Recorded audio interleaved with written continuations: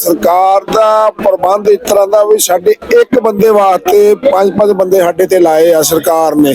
ਵੀਰ ਜੀ ਇੱਥੇ ਦਵਾਈ ਦਾਰੂ ਤੋਂ ਲੈ ਕੇ ਫੁਲਕੇ ਤੱਕ, ਚਾਹ ਪਾਣੀ ਤੱਕ, ਕਿਸੇ ਰਹਿਸ਼ ਤੱਕ ਹਰ ਸੰਗਤ ਨੂੰ ਹਰ ਇੱਕ ਸਹੂਲਤ ਮਿਲੀ ਆ।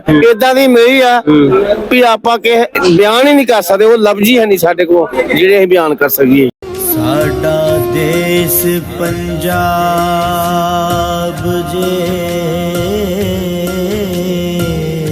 ਜੀ ਸਰਦਾਰ ਜੀ, ਕੀ ਹਾਲ ਚਾਲ? ਵਧੀਆ ਜੀ, ਚੜ੍ਹਦੀ ਕਲਾ।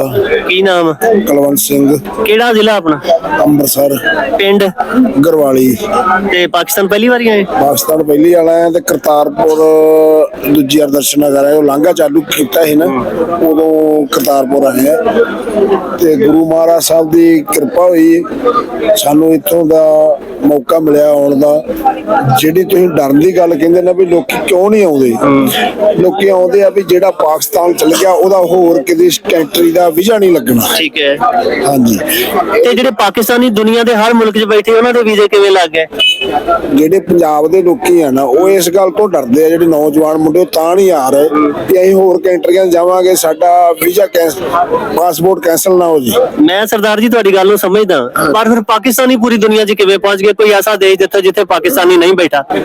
ਇਹ ਅਸੀਂ ਇਹਨਾਂ ਲੋਕਾਂ ਨੂੰ ਇਹ ਗੱਲ ਕਹਿੰਦੇ ਵੀ ਆਓ, ਇਹੋ ਜੀ ਕੋਈ ਗੱਲਬਾਤ ਨਹੀਂ, ਵੀਜ਼ਾ ਲਵਾਓ, ਜ਼ਰੂਰੀ ਇੱਥੇ ਆਓ। ਗੁਰੂ ਨਾਨਕ ਦੇਵ ਸਾਹਿਬ ਦੇ ਆਣ ਕੇ ਚਰਨ ਪਰਸਨੇ ਚਾਹੀਦੇ ਆ, ਦੋਵੇਂ ਟਾਈਮ ਅਰਦਾਸ ਹੁੰਦੀ ਆ। ਬਹੁਤ ਵਧੀਆ ਲੋਕ ਆ ਇੱਥੋਂ ਦੇ, ਬਹੁਤ ਵਧੀਆ ਲੋਕ।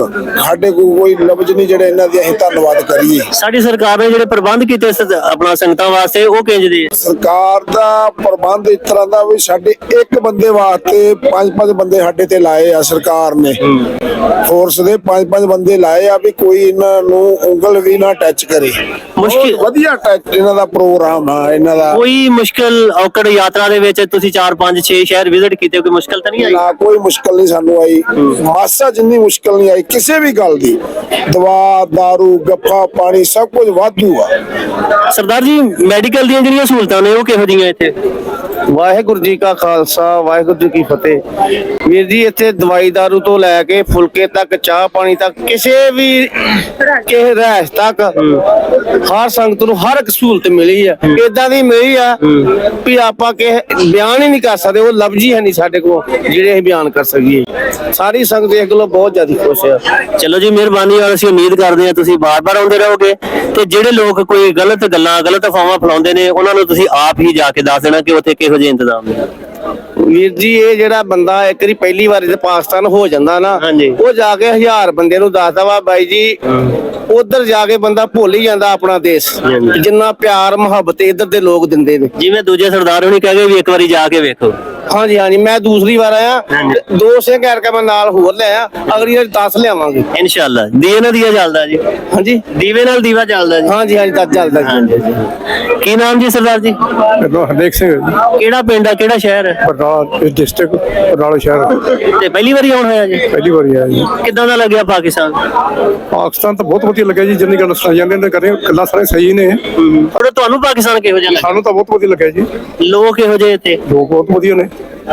ਲੋਕਾਂ ਦਾ ਜਿਹੜੀ ਸਾਡੀ ਸਰਕਾਰ ਨੇ ਤੁਹਾਡੇ ਵਾਸਤੇ ਪ੍ਰਬੰਧ ਕੀਤੇ ਉਹ ਕਿਦਾਂ ਦੇ? ਪ੍ਰਬੰਧ ਬਹੁਤ ਸੋਹਣੇ ਨੇ, ਬਹੁਤ ਸਾਰਾ ਕੁਝ। ਕੋਈ ਮੁਸ਼ਕਲ ਔਕੜ ਪ੍ਰੋਬਲਮ ਤਾਂ ਨਹੀਂ ਆਈ? ਨਹੀਂ, ਸਾਨੂੰ ਕੋਈ ਮੁਸ਼ਕਲ ਨਹੀਂ। ਬੜੀ ਮਿਹਰਬਾਨੀ ਸਰਦਾਰ ਜੀ, ਜਿਉਂਦੇ ਵਾਸਤੇ।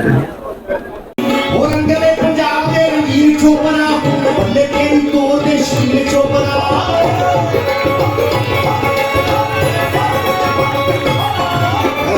ਪੰਜਾਬ ਦੇ ਰੰਗੀਨ ਚੋਪਰਾ, ਬੱਲੇ ਤੇਰੀ ਤੋਰ ਦੇ ਸ਼ੀਰ ਚੋਪਰਾ। ਉਹ ਕਿੰਨੇ ਨਾਲ ਚੁੱਕੀ ਦੀ ਘਾਟ ਕੋਟ ਦੀ